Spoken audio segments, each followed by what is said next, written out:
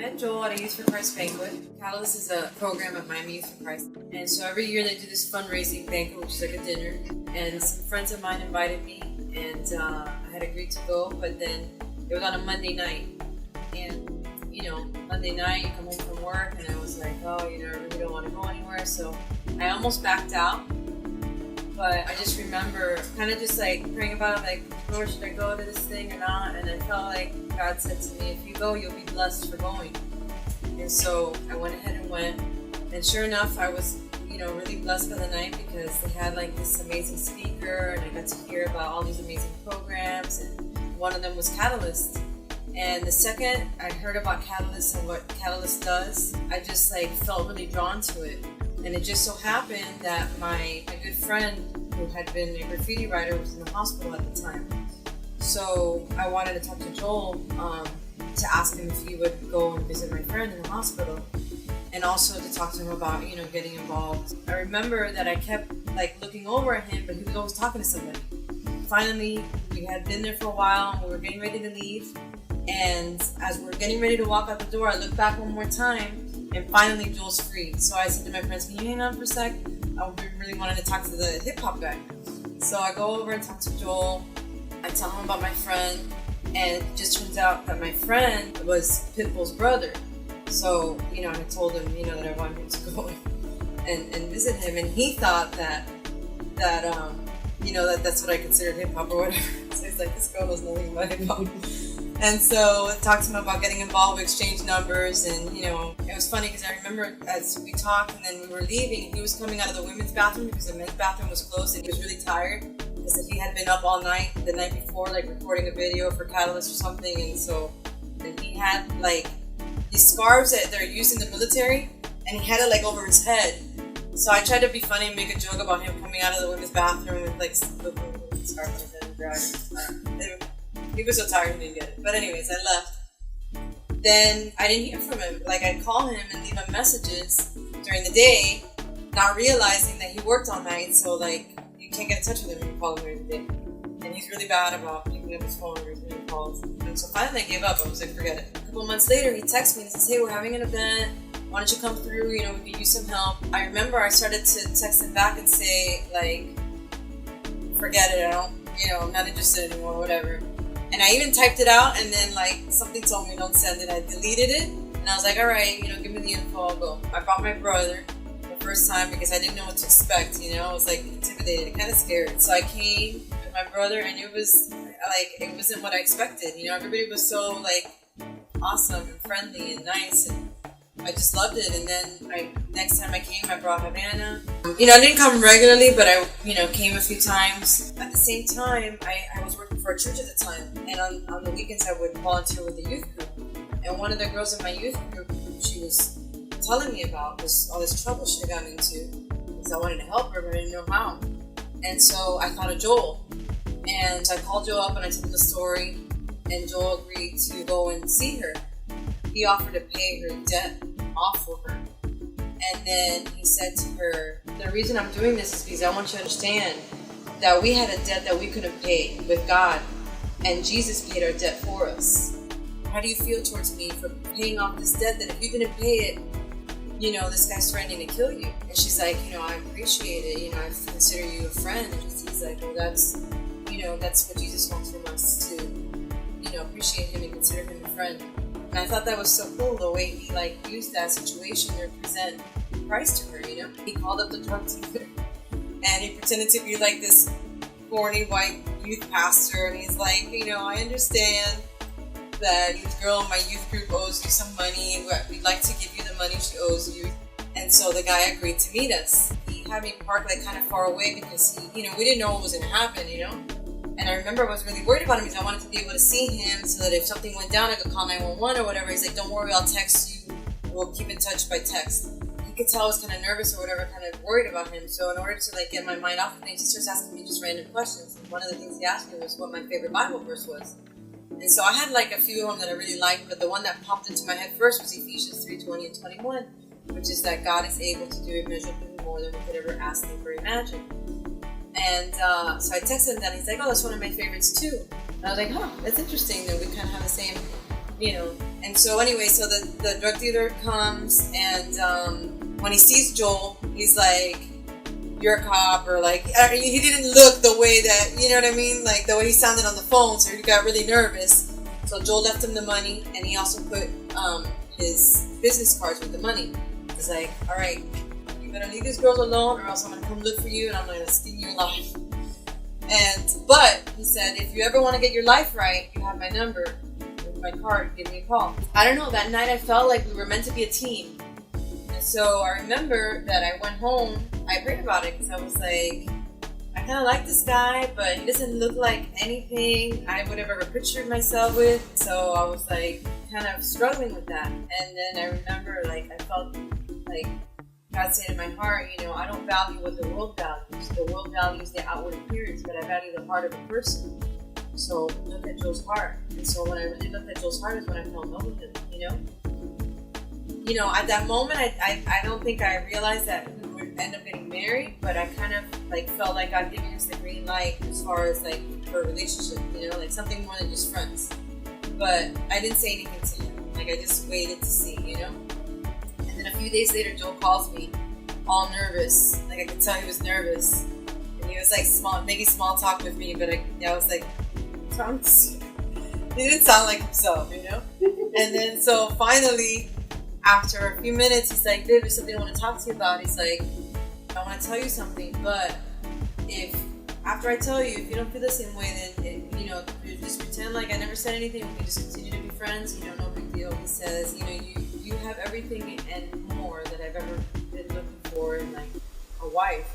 I'd like to court you with the intentions of marriage." He said that to me, and I had never heard that. I had never had a guy say that to me, So I was like, I wouldn't know what that meant except for the fact that, like I said, I was working with a youth group at my church, and we were doing this study on Song of Solomon, and they were talking about courting versus dating and how it's different. Like, he was like, "But if you don't feel the same way, like I said, blah, blah, blah," like trying to back himself out of it. I'm like, stop.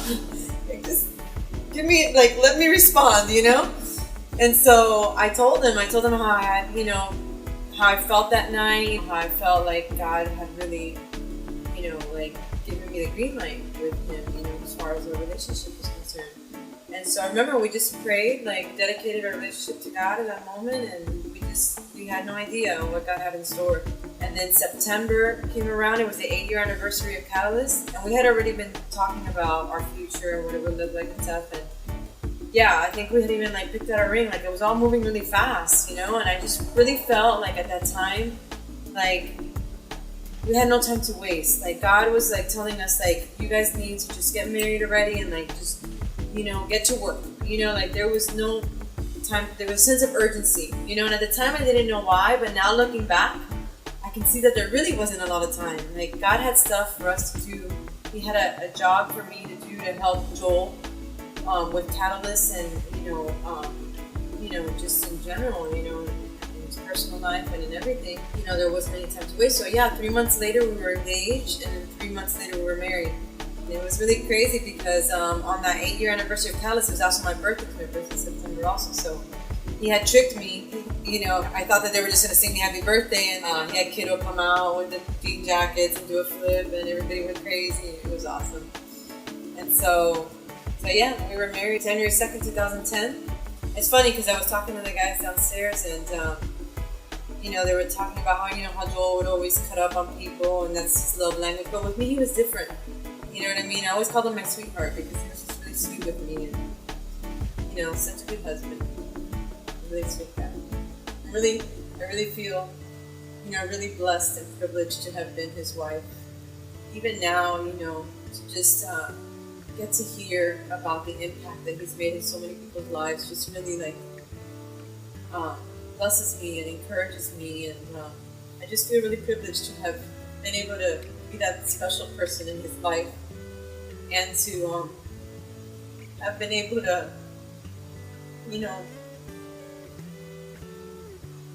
been that person that God used to allow him to experience love and marriage, and even being a dad to Havana. And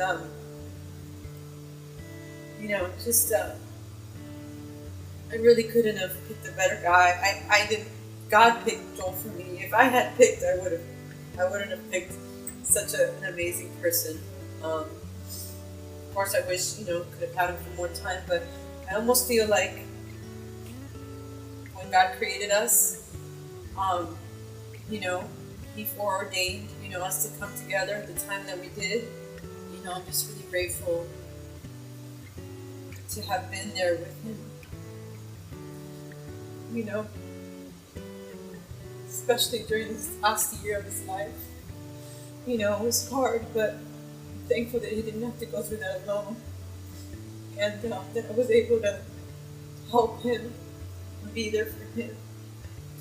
And just serve him. And it just really felt like God really loved Joel because, he brought me into his life and to be his partner and to just be with him throughout this really hard time, the most difficult time in his life. I'm thankful for just the extra 9 months we had together, almost a year, I guess. We got really close. We spent more time together in this last year than maybe some couples spend in their whole lifetime.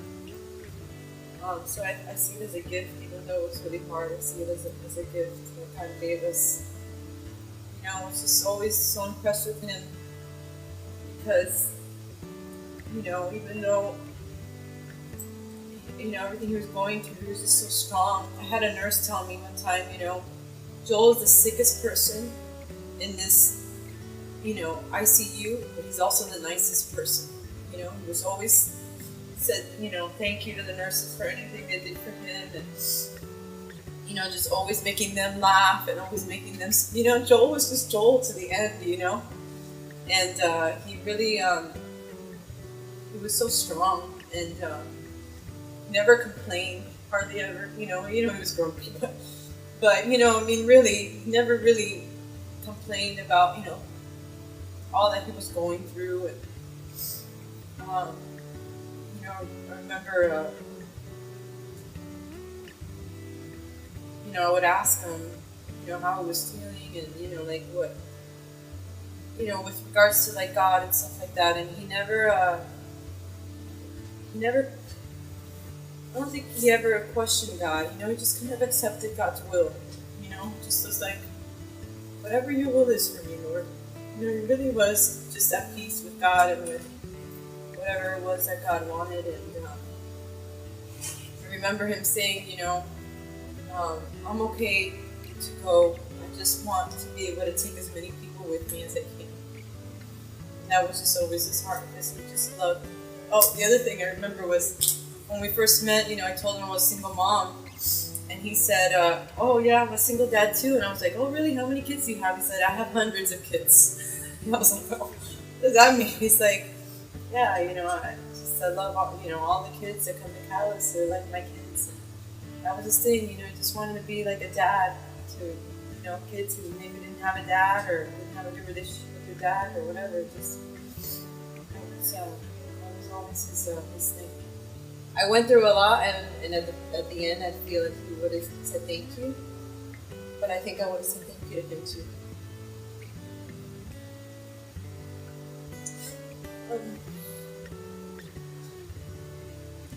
I would have said thank you for being a good husband. And thank you for being such an amazing person. And thank you for loving me so well. And thank you for being you. And thank you for the 7 best years of my life. I would just say thank you.